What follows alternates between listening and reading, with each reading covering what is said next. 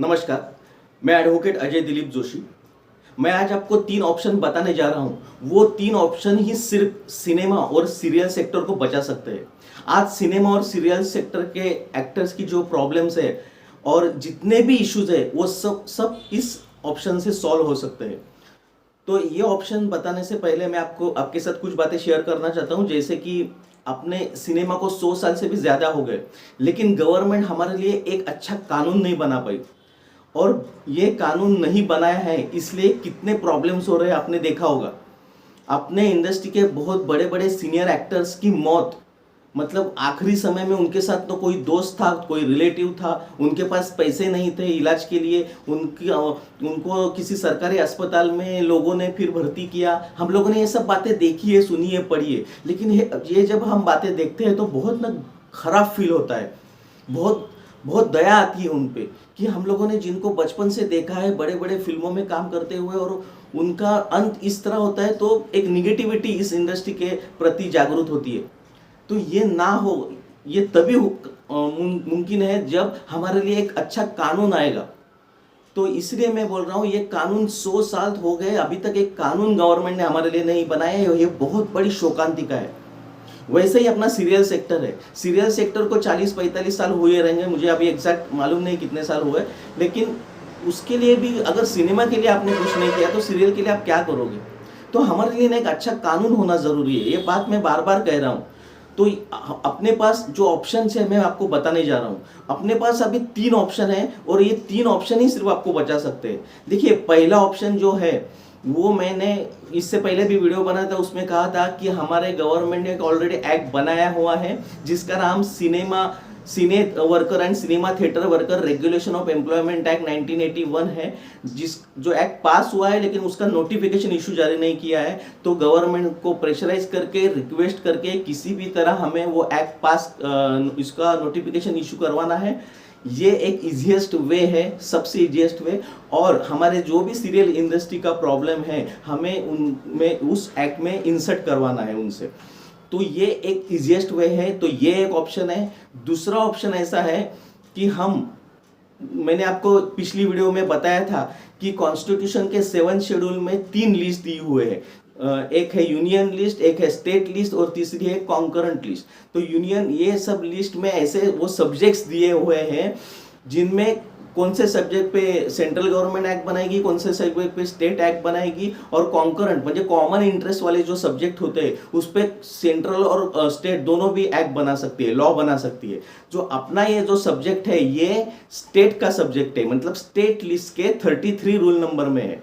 और union list जो first list है, यूनियन लिस्ट, उसके 60 रूल में क्या बताया है कि सैंक्शनिंग फॉर सिनेमेटोग्राफिक फिल्म, मतलब सैंक्शनिंग का जो प्रोसेस है या लॉज है उसके बारे में सिनेमेटोग्राफिक फिल्म का, वो सिर्फ सेंट्रल गवर्नमेंट उसके लिए रूल बनाएगी। लेकिन बाकी जो है थिएटर, मतलब नाटक हम करते हैं या सीरियल है या फिल्म है, उसके लिए रूल ये स्टेट गवर्नमेंट का अधिकार में आते हैं। तो हमारा सेकंड ऑप्शन ये है कि हम स्टेट गवर्नमेंट को रिक्वेस्ट करेंगे कि हमारे लिए एक्ट बनाइए, ना कि एसओपी और गाइडलाइंस बनाइए, क्योंकि गाइडलाइंस कोई फॉलो नहीं करता। अगर प्रोडक्शन हाउस ने गाइडलाइंस फॉलो नहीं की तो आप क्या करोगे। और इसलिए हमें एक्ट चाहिए। अगर महाराष्ट्र गवर्नमेंट एक्ट बनाएगी तो किस तरह एक्ट होगा, शायद इस तरह होगा कि Maharashtra cine and serial worker regulation of employment act, कुछ इस तरह का एक्ट होगा। लेकिन अब इस एक्ट से प्रॉब्लम क्या होगा वो भी बोलता हूँ। ये महाराष्ट्र गवर्नमेंट एक्ट बनाती है, लेकिन हमारे जो एक्टर्स है बड़े बड़े, वो तो बाकी स्टेट में जाके भी काम करते हैं। तो अगर कोई किसी एक्टर ने यूपी में जाके काम किया या फिर पंजाब में जाके काम किया, एमपी में जाके काम किया, कलकत्ता में जाके काम किया और वहाँ उसके साथ कुछ गलत हुआ, तो ये महाराष्ट्र एक्ट उसको काम नहीं आएगा। तो इसलिए मैं इस ऑप्शन से इतना, मतलब मेरे लिए अच्छा नहीं लग रहा है ये ऑप्शन। अगर ये क्या है, हमारा विजन बड़ा नहीं है, हम न सिर्फ हमारे स्टेट के बारे में सोच रहे हैं। और मैं चाहता हूँ कि आप पूरे इंडिया के लिए एक ही एक्ट बनाने की कोशिश में लग जाइए। तो ये दूसरा ऑप्शन है। क्या हम महाराष्ट्र गवर्नमेंट को बोल सकते हैं? क्यों बोल सकते हैं? क्योंकि कॉन्स्टिट्यूशन के 7 शेड्यूल में जो लिस्ट 2 है उसमें 33 नंबर पे हम आ रहे हैं, तो ये स्टेट गवर्नमेंट के अधिकार में है हमारे लिए कानून बनाना, तो ये दूसरा ऑप्शन हो गया। लेकिन इसके डिसएडवांटेज क्या है वो भी मैंने आपको बता दिया।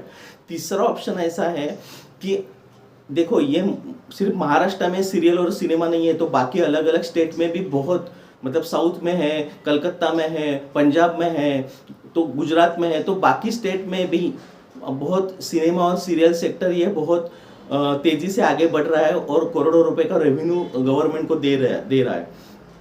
तो हमें क्या करना है, इन बाकी स्टेट के 3-4 स्टेट्स एक साथ आके एक रिजोल्यूशन पास करना है और वो रिजोल्यूशन सेंट्रल गवर्नमेंट को सबमिट करना है, देना है, फॉरवर्ड करना है, उनको बोलना है हम ये हमारा इश्यूज है हमारे, और आप हमारे लिए एक एक्ट बनाइए। अगर वो सेंट्रल गवर्नमेंट एक्सेप्ट करती है, उनको करना ही पड़ेगा, तो फिर वो हमारे लिए एक एक्ट बनाएगी जो एप्लीकेबल टू ऑल, मतलब पूरे इंडिया के लिए होगा। तो ये 3 ऑप्शन अपने पास अवेलेबल है। और ये जो बात मैं बोल रहा हूँ ये कॉन्स्टिट्यूशन के 7 शेड्यूल में बताई गई है कि आप इस तरह भी लॉ बनते हैं, एक्ट बनते हैं। अगर 2-3 स्टेट एक साथ आएंगे, रिजोल्यूशन पास करेंगे, सेंट्रल गवर्नमेंट को दे देंगे, तो सेंट्रल गवर्नमेंट हमारे लिए एक्ट बनाती है। तो ये 3 ऑप्शन आपके पास अवेलेबल है और इस 3 ही ऑप्शन से ही सिनेमा और सीरियल सेक्टर का भला हो सकता है। नहीं तो आज तक जैसे चलता आ रहा है, जितने भी प्रॉब्लम्स आप फेस कर रहे हो वो आपको फेस करने पड़ेंगे, दूसरा कोई ऑप्शन नहीं है। अभी 100 साल गुजर गए और 100 साल जाएंगे, मतलब 3-4 पीढ़ी हमारी ऐसे ही जाएंगी इसमें। तो अगर ये आप चाहते हैं ये रुके, तो हमें इसी 3 ही में से किसी एक ऑप्शन का सहारा लेके आगे बढ़ना है।